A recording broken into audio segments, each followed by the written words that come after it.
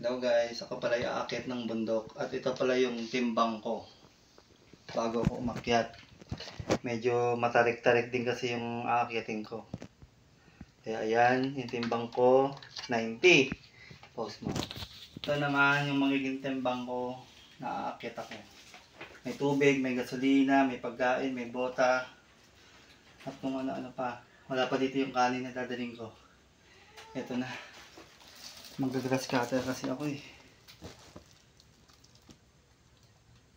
112. 112.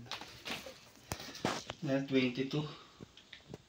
Sige, tignan nyo kung ano yung magiging view sa taas saka yung ilang area na dadaanan ko.